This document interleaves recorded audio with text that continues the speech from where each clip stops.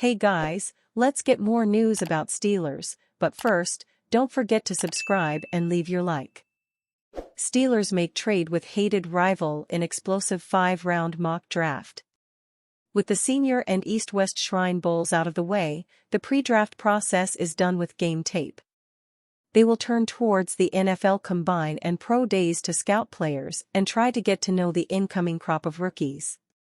The Steelers remained active at both bowl games, and some signs point to them improving specific positions. Dissecting what's valued this far from the draft is difficult. Expect the Steelers to have an active free agency as they try to right the ship.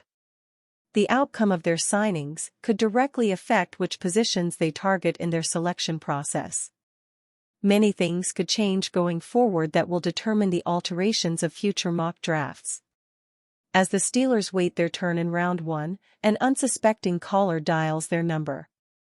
Baltimore calls Pittsburgh to see if they are willing to move back.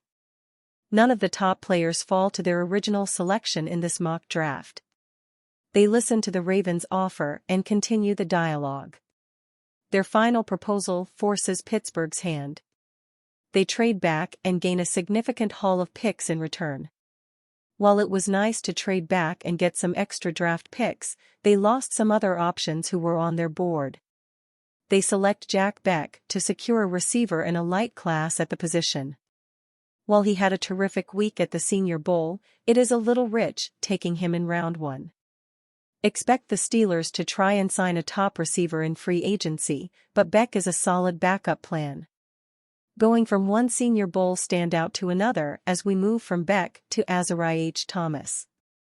The Florida State product was sticky in coverage at the Senior Bowl. Pittsburgh must have a backup plan at cornerback rather than just hoping Corey Trice is a solid starter.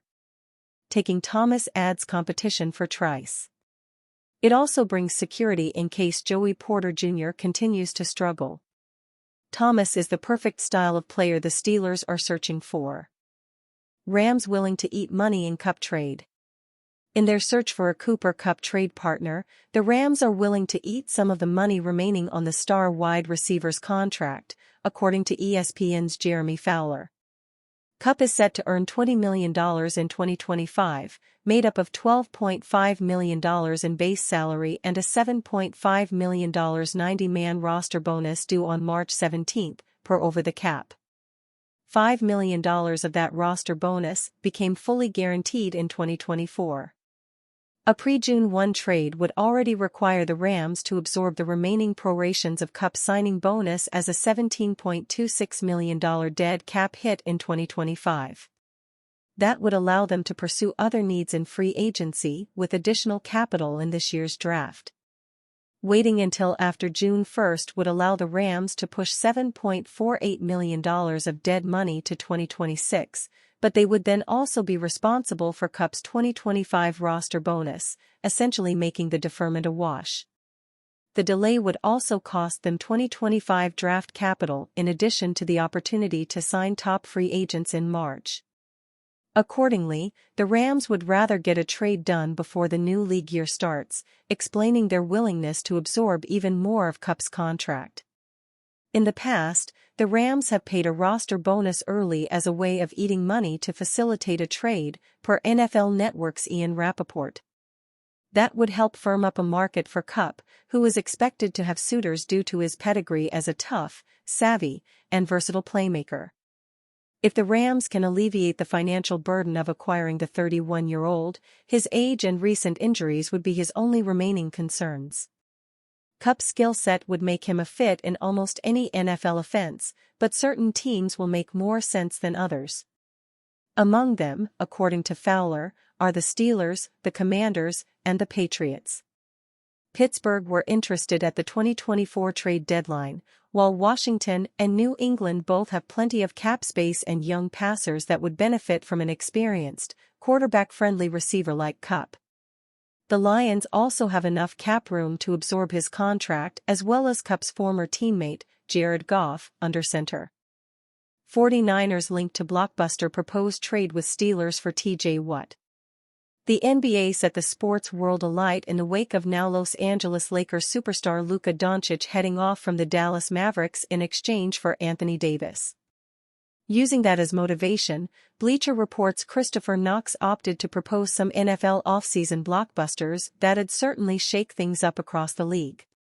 One of Knox's suggestions involved an eyebrow-raising deal between the Pittsburgh Steelers and San Francisco 49ers. And, yes, it'd be a blockbuster. Knox proposed a deal between the Niners and Steelers that'd send wide receiver Deebo Samuel, running back Jordan Mason, and 2 second-round NFL draft picks to Pittsburgh in exchange for a 4-time first-team All-Pro pass rusher, T.J. Watt, who was entering a contract year. To map it out, here's the proposal. Here's how Knox described the nature of the deal. If the Steelers can't sort out a new contract, they could expect a massive return for the 2024 Defensive Player of the Year candidate. In this scenario, they could flip him for some much-needed offensive help and valuable draft capital. Pittsburgh needs offensive help after tanking just 23rd in yards last season. It first needs to settle its quarterback situation. There's a good chance that either Russell Wilson or Justin Fields will be back, but improving the supporting cast is on the to-do list. San Francisco 49ers wide receiver Deebo Samuel may be viewed as expendable. San Francisco extended Brandon Ayuk last offseason, used a first-round pick on Ricky Pearsall, and saw Jauan Jennings emerge as a high-volume target. The Steelers need a dependable receiver opposite George Pickens in their lineup. On the surface, it would seem like a great move from San Francisco's perspective. Despite general manager John Lynch saying the 49ers have no interest in trading Samuel this offseason in light of numerous rumors, the Niners could afford to clear up their wide receiver room, making way for 2024 rookie wideout Ricky Pearsall to have a more prominent role on offense. Mason, who shined over the first half of 2024 before injuries took their toll, is also at an all-time high, market-wise. With All-Pro running back Christian McCaffrey returning from a banged-up campaign last year, plus rookie Isaac Guerendo's emergence, Mason seems a bit surplus. So, why not sell high? Draft picks are draft picks. In return, San Francisco finally getting a potent bookend on the defensive line to pair with All-Pro Nick Bosa would fully solve its pass-rushing issues made evident last season. To be frank, what might be the premier player, whereas Bosa is the complement. Either way, the 49ers would relish the chance to boast such a lethal D-line.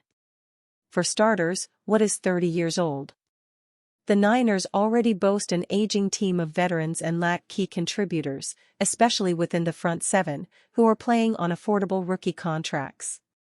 Plus, Watts camp would likely seek a trade partner that'd be willing to offer him an extension upon completion of the deal, and that's the primary obstacle San Francisco would encounter in such a move, not unlike the dream big but probably not possibility of trading for Cleveland Browns star edge rusher Myles Garrett. In short, the 49ers could afford either Watt or Garrett in 2025, but things get complex in 2026 and beyond. Especially when factoring in quarterback Brock Purdy's looming contract extension. Teams rarely boast two of the league's highest-paid pass rushers at the same time, and the Niners already committed big money to Bosa, making the feasibility of adding Watt much more difficult, financially. While Knox's proposal is theoretically doable, it's just not likely or affordable. But it'd be fun to watch the net result, if it happened to play out in such a way.